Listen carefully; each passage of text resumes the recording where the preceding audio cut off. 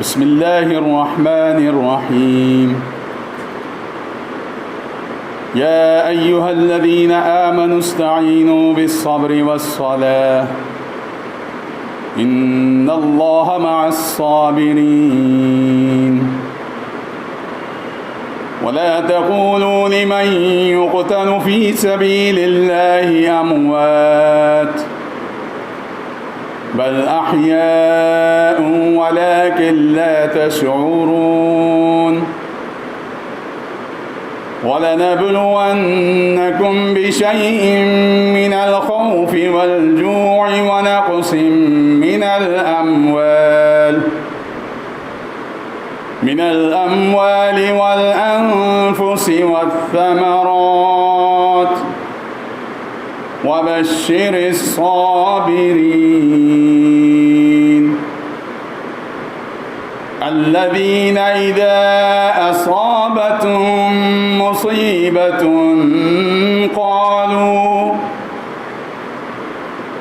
قالوا إنا لله وإنا إليه راجعون. تصورات کا عالم عجیب ہوتا ہے، مدینہ دور بھی ہو کر قریب ہوتا. نسیم صاحب مشغول رہے اپنے کام میں. یہ کیسا نام ہے؟ جب میں غور کرتا ہوں تو لگاتار 50 سال تک جس آدمی نے صرف ایک نصب العین کے ساتھ زندگی گزاری وہ نسیم شاہ جہاں پوری ہیں. ان کی زندگی میں سوائے شعر و ادب کی دوسری کوئی چیز تھی ہی نہیں. مشق نام لیلا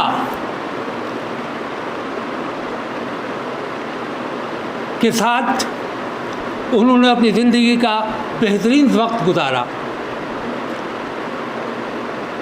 اور ان کے ساتھ شعر و ادب کی محفلیں سجتی رہیں اس شہر میں. سن 85 یا 86 میں وہ کلکتہ ٹرانسفر ہو کر چلے گئے تو محفلیں کم ہو گئیں شہر میں. 99 میں وہ واپس آئے پھر شروع ہو گئیں. تو یہ کیونکہ دور جب دیکھیے وہی بات کہنے میں آتی تھا کہ اس کا لطف گیا غیر کے مر جانے سے.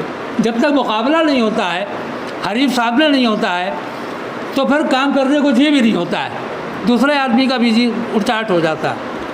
تو نسیم صاحب نے منفی یا مثبت دونوں صورتوں میں اہم رول ادا کیا اس شہر کی فروغ کے لیے.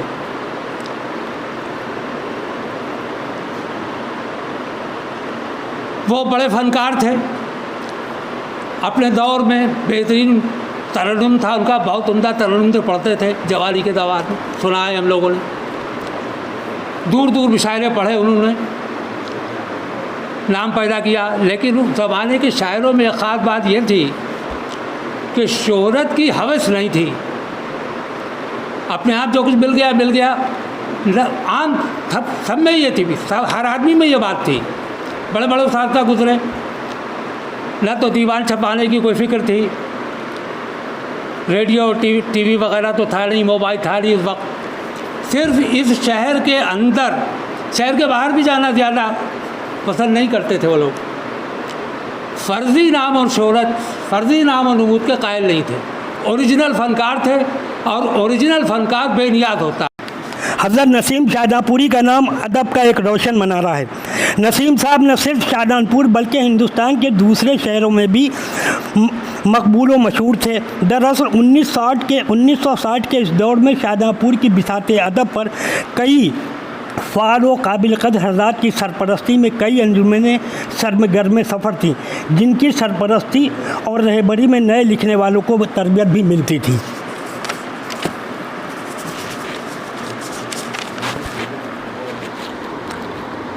چھٹی دہائی کا ادبی منظرنامہ میرے پیش نظر ہے.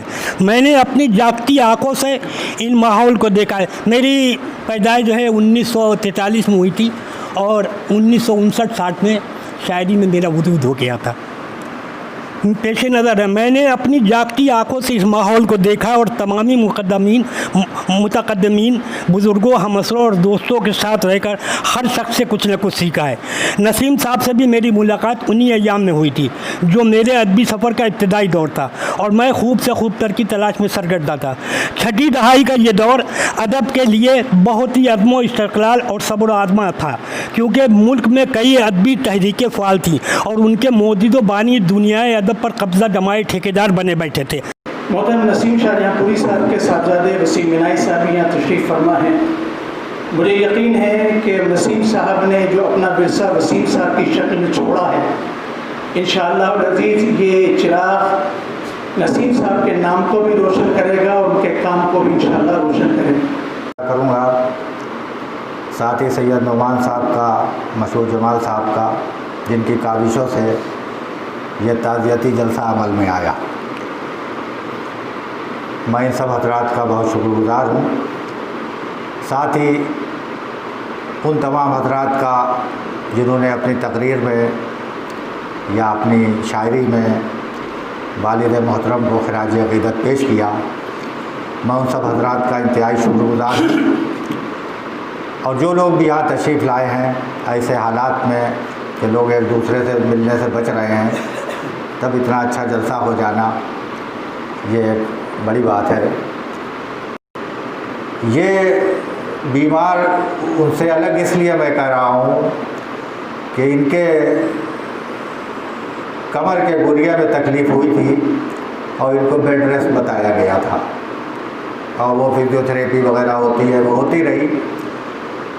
उससे बजाय फ़ायदा होने का नुकसान ये हुआ कि उनके पैर कुछ कम होते चले गए, अब वो फिर खड़े नहीं हो पाए। उसके लिए भी बहुत कोशिशें हुई, मालिशें हुई, फिर डॉक्टरों ने मशवरा दिया कि इनका जिस्म भारी है, आप ज़्यादा मेहनत न करें, अगर ये खड़े हो गए और कोई दूसरा नुकसान हो गया तो और मुश्किल हो जाएगी।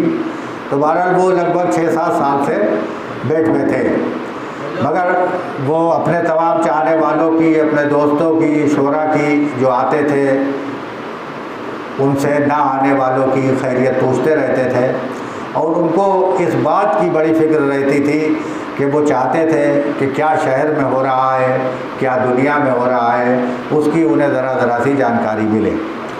और ये बड़े मुश्किल काम था, इसलिए कि उनकी समात जो थी उससे आप वाकिफ़ हैं कि वो ऊंचा सुनते थे और आखिरी दिनों में बहुत ऊंचा सुनने लगे थे, नज़र भी कमज़ोर हो गई थी। फिर वो कुछ इस अंदाज से पूछते थे आदमी को बैठाल के कि फिर जो बात नहीं बताना चाहता था वो भी वो बता देता था। वो घुमा के पूछते थे फ़लाँ साहब कैसे हैं, फ़लाँ साहब कैसे हैं, फ़लाँ साहब कैसे हैं।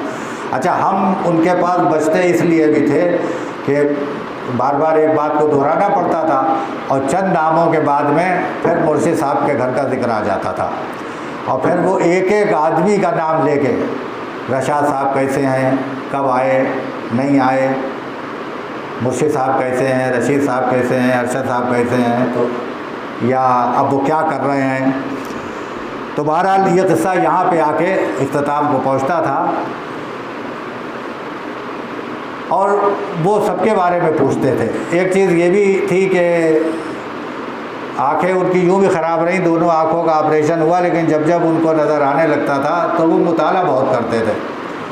गुज़िश्ता दिनों में लाइट की जो हालत थी हम सब जानते हैं शहर की, तो लैंप जला लेते थे, अखबार भी पूरा पढ़ना, एक एक कालम पढ़ना, रिसाले आते थे, कई रिसालों के वो ख़रीदार थे, उनको पढ़ना। हालांकि हम लोग मना करते थे तो वो इस बात पे डांटते थे कि तुम भी पढ़ा करो, पढ़ोगे नहीं तो कुछ नहीं आएगा। मुताला बहुत वसी था, सीखने की एक आदत आखिर तक रही। ये ज़रूर था कि वो उस्ताद थे और माशाल्लाह उस्तादों के उस्ताद थे, उनके बहुत से शागिर्द थे जो आज उस्ताद के मनसब पर हैं।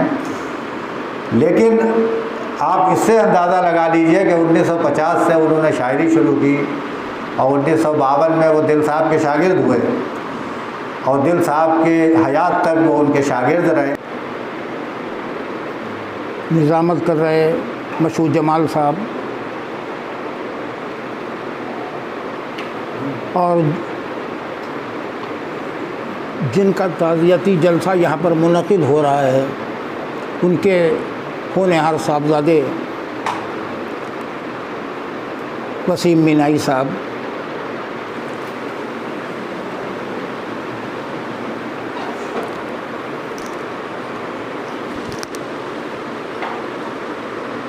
जिससे करीबी ताल्लुकात रहे हों, आना जाना रहा हो, उसके इंतकाल के बाद ताज़ियती जलसे का इनेकाद किया जाए। तो अव्वल तो ये कि जब उसकी मौत की ख़बर सुनी तो ये यकीन ही नहीं हुआ कि साहब नसीम जैसा खुश मिजाज शायर जो है वो इस दुनिया से रुखसत हो गया। उनके पास बैठने से एक अजीब किस्म की खुशी महसूस होती थी। बहुत अच्छी गुफ्तगू करते थे, बातें करते थे। और नसीम साहब ने, जो मुझसे उम्र में 1 साल बड़े थे, वो 37 में पैदा हुए, मैं 38 में पैदा हुआ। नसीम साहब ने, अगर उनकी तारीख़ पैदाइश सही है 37, तो 13 साल की उम्र में शायरी की इब्तिदा की। और इससे उनकी ज़हानत का अंदाज़ा होता है कि इतनी कम उम्री में उसने शेर गोई की। और 15 साल की उम्र में दिल साहब के शागिर्द हो गए। ये सारे सबूत हैं इस बात के कि नसीम साहब जो थे, शायर पैदा हुए थे, शायर रहे और शायर मरे से। ये वो ज़माना था उनकी शायरी का कि इंतहाई इंतशारी दौर था। मुल्क तकसीम हो चुका था 47 में। 50 के हालात शाहजहांपुर में जो पुराने लोग हैं उनको मालूम होगा कि बहुत बड़ी तादाद में यहाँ से लोगों ने पाकिस्तान हिजरत की थी। तो 50 को तो कोई फरामोश कर ही नहीं सकता है यहाँ। उसमें देखिए, एक तो मर्द मुजाहिद खान बहादुर फजलुर रहमान खान साहब थे कि जिन्होंने देश की आज़ादी सन 1947 के में ही GF कॉलेज की इब्तिदा की नींव रखी, उसको उन्होंने कायम करने की कोशिश की और तामीर करवाया। ये बहुत हिम्मत की बात थी कि ऐसे हालात में इतना बड़ा इक़दाम करना। और उन्होंने उस दौर में नसीम साहब ने शायरी की, वो दौर जिसमें बुज़ुर्गों में जोश मली आबादी थे, सागर निज़ामी थे, फिराक गोरखपुरी थे, ये सारे लोग थे उस ज़माने में। और अगर अपने शाहजहांपुर में देखा जाए तो उस ज़माने में मुबारक अली ख़ां शमीम, अशफाक अली ख़ां वकील, जगदीश साहिब सक्सेना जो नज़्म के बहुत मशहूर शायर थे, मेरे वालिद अख्तर तिलहरी और सैयद अहमद सहार, ये कमर रईस भी उस ज़माने में यहाँ थे। तो ये वो ज़माना था कि उन्होंने वो देखा। मशहूर साहब ने कहा कि एक दौर तो उन्होंने वो देखा जो उनसे पहले का चला आ रहा था, और एक दौर उन्होंने वो देखा कि जो उनके अहद का था, उनके ज़माने का था। तो उन्होंने शायरी उस ज़माने में शुरू की और उनका पहला मजमुआ मौज नसीम शाये हुआ। एक मजमुआ और उसका मुझे नाम नहीं याद है, वो शाये हुआ गज़ल का, और एक उनका नात का मजमुआ, हाँ वो शामिल हुआ। नसीम साहब बहुत ही हंसमुख आदमी थे, और ये बिल्कुल सही है कि वो किसी की बुराई नहीं किया करते थे।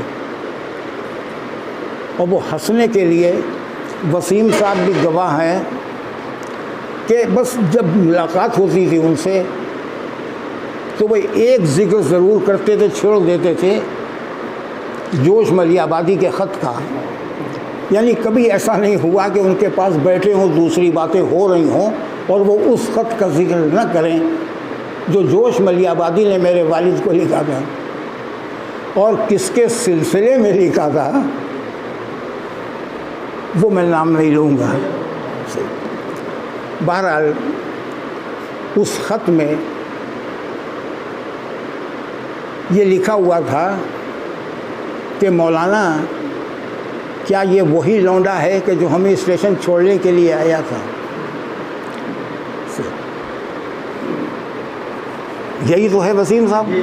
ہاں، کہ جو اسٹیشن چھوڑنے کے لیے آیا تھا. بہرحال وہ اس بات کو نہیں بھولتے تو کچھ لطف لیتے تھے، انہیں بہت مزہ آتا تھا اس میں. میں نے کہا کہ بھائی چھوڑو ان باتوں میں کیا رکھا ہے. ارے بولے اچھا لگتا ہے ذرا کہہ دیتے ہیں. یہ وہ زمانہ تھا شاعری کا کہ یہاں جوش ملی آبادی، نو ناروی، وامق جونپوری اور شفیق جونپوری، یہ سارے لوگ یہاں شاہجہان پور میں آتے تھے محفلوں کا انعقاد ہوتا تھا.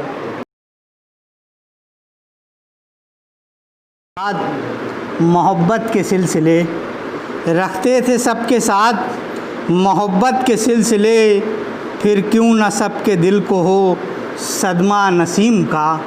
رکھتے تھے سب کے ساتھ محبت کے سلسلے پھر کیوں نہ سب کے دل کو ہو صدمہ نسیم کا. وہ سادگی پسند تھے شیریں بیان تھے، وہ سادگی پسند تھے شیریں بیان تھے. ہوتا رہے گا مدتوں چرچا نسیم کا. مسئلہ حاضر ہے. نسیم صبح کے جھونکوں کا لطف جاتا رہا، نسیم صبح کے جھونکوں کا لطف جاتا رہا. وہی نہیں ہے، وہی نہیں ہے ہمیشہ جو مسکراتا رہا. دل نہ مانے مگر حقیقت ہے، دکھ کا سیلاب ان کی رحلت ہے. دل نہ مانے مگر حقیقت ہے، دکھ کا سیلاب ان کی رحلت ہے. آنکھیں جلتی ہوئی سی ہوں محسوس، آنسوؤں میں بڑی تمازت ہے. اس سے پہلے کہ ہر ایک سمت سے پتھر آئیں، آؤ ہم لوگ پھر ایک شخص کا ماتم کر لیں. اس سے پہلے کہ ہر ایک سمت سے پتھر آئیں، آؤ ہم لوگ پھر ایک شخص کا ماتم کر لیں. ہے یہی رسم یہی ہوتا چلا آیا ہے، ہے یہی رسم یہی ہوتا چلا آیا ہے.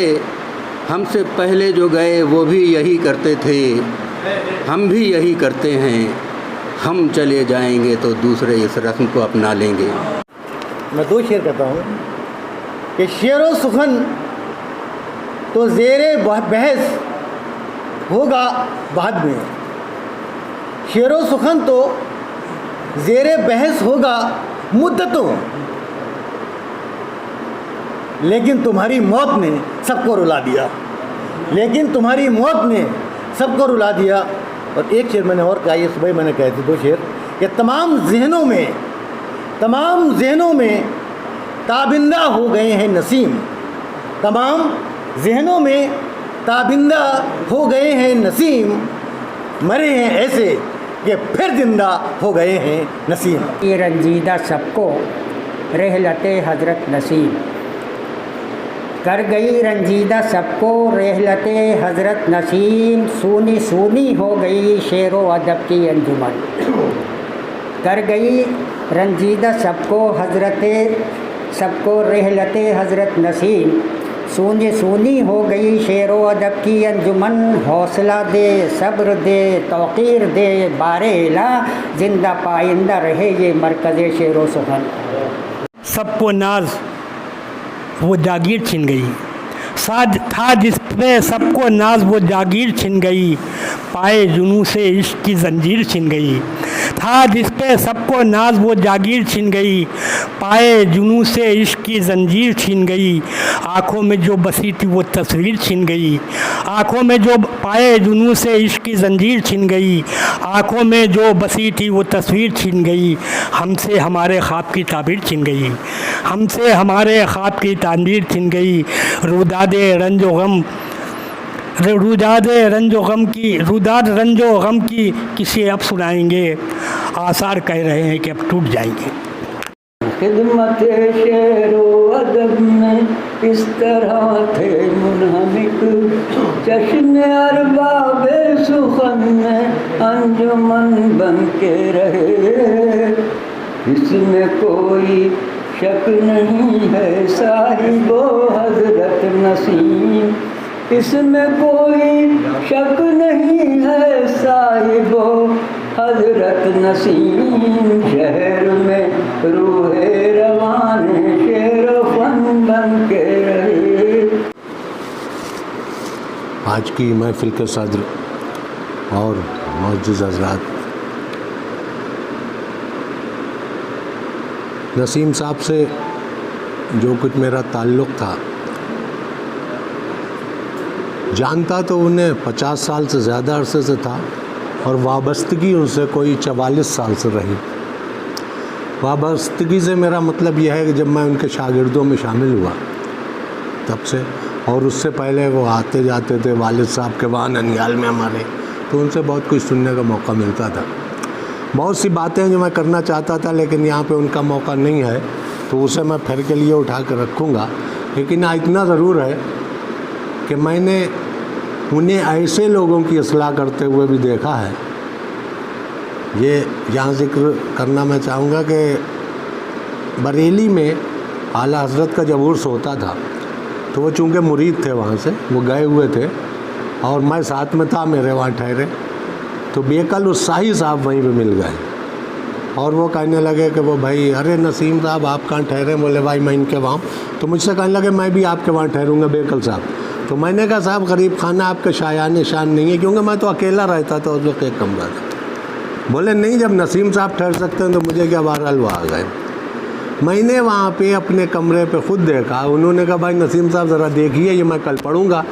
نسیم صاحب نے 2 جگہ اس میں جو اعتراض کیا، ایک لفظ تو مجھے شاید یاد ہے، کہیں پہ انہوں نے مستفی استعمال کیا تھا تو بولے یہ تو مصطفی ہونا چاہیے، اس طرح کا دوسرا لفظ تھا کوئی، انہوں نے وہاں میرے سامنے، اچھا اس وقت وہاں کے اسٹیج کا یہ حال تھا کہ بغیر داڑھی والا وہاں نہیں جاتا تھا ان کے عرس میں، ان کے داڑھی نہیں تھی اس وقت نسیم صاحب کے۔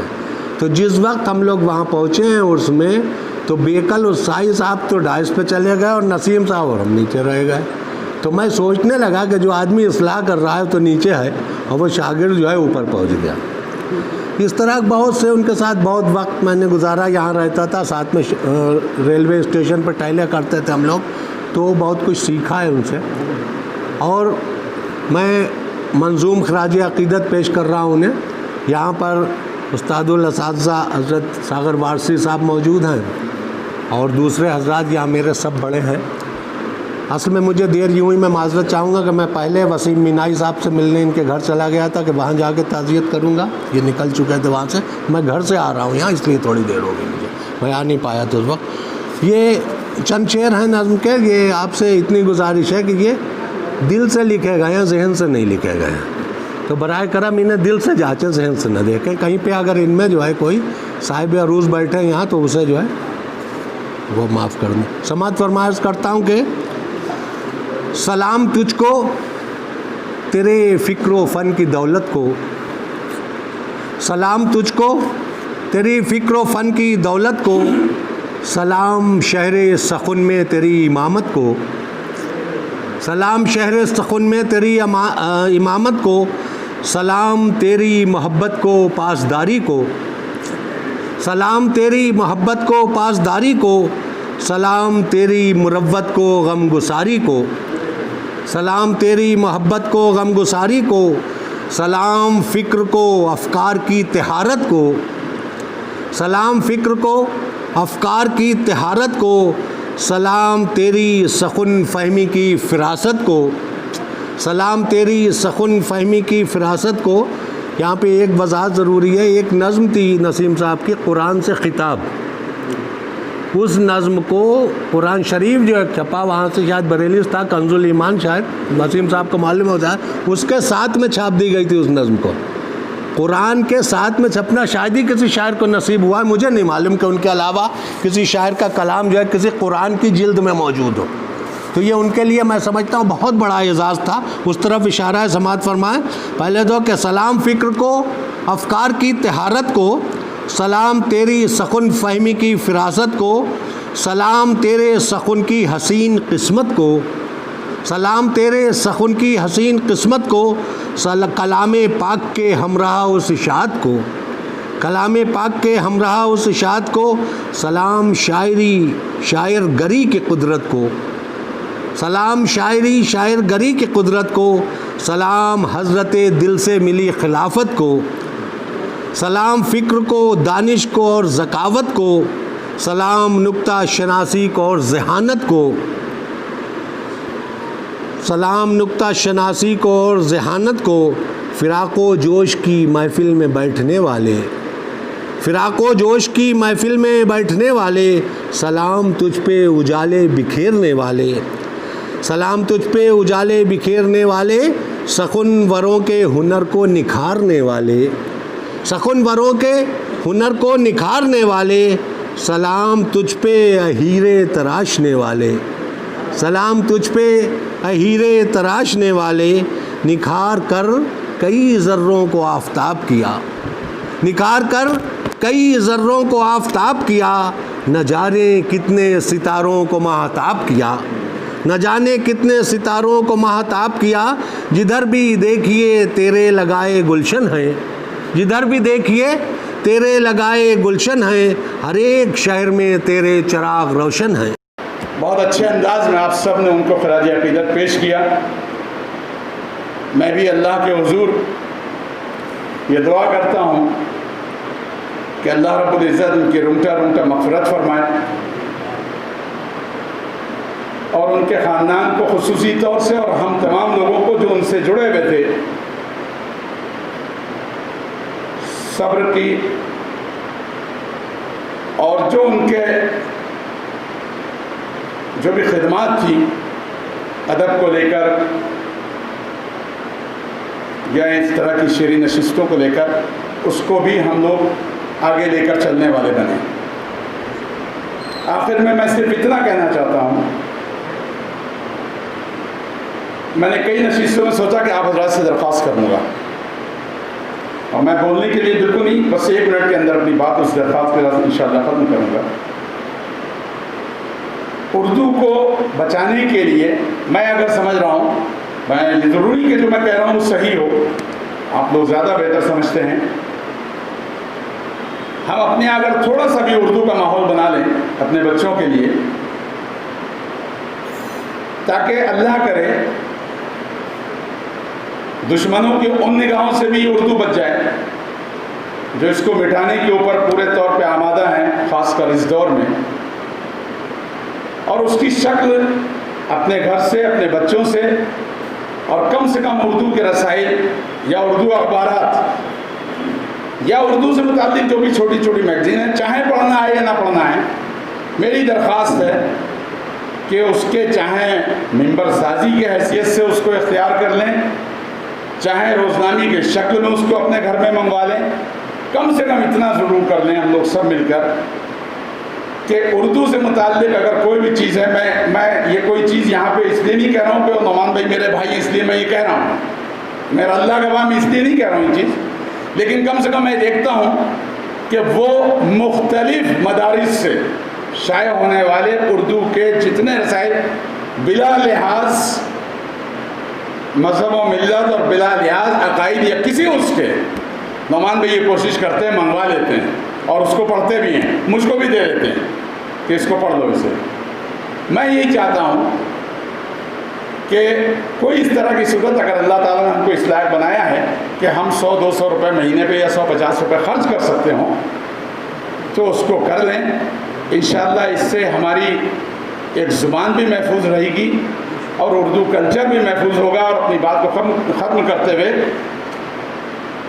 کہ یہ ایک کوئی وہ نہیں ہے جس نے اردو پڑھی، اگر اردو مدرسے سے پڑھی، میں خود مدرسے کا پڑھا ہوں، نعمان بھائی بھی اتباع مدرسے کے پڑھے، اللہ شکر، مجھے انداز یہ ہوا ہے کہ بغیر اردو کا پروننسیشن جو ہے نہ ہندی کا درست ہو سکتا ہے، نہ انگریزی کا درست ہو سکتا ہے، کسی بھی چیز کا درست نہیں ہو سکتا ہے۔ اگر اردو اس کی بہترین ہوگی تو اس کی تمام لینگویجز کے پروننسیشن بہت اچھے ہوں گے۔ میں آخر میں آپ تمام حضرات کا، اپنے استاد محترم محمد احمد صاحب کا اور استاد الشورا جناب सागर वारसी साहब का मैं दिल की गहराइयों से, रौना मुसव्विर साहब का, गौस भाई का और तमाम लोग यहाँ पर जितने भी तशरीफ़ फरमा, अजीम साहब और जितने लोग भी हैं, नाम लूँगा तो बहुत ज़्यादा ताख़ीर हो जाएगी। मैं फिर एक मरतबा आप सबका शुक्रिया अदा करता हूँ और इंशाअल्लाह इसके अलावा अगर कोई नशिस्तें वगैरह इंशाअल्लाह मैं सिलसिला जो मैंने थोड़ा सा सोचा है अगर कायम रखूँ तो उसमें इसी अंदाज से मेरी हौसला अफजाई करते रहिएगा। शुक्रिया, बहुत बहुत शुक्रिया। जज़ाकुमुल्लाहु खैरन कसीरा।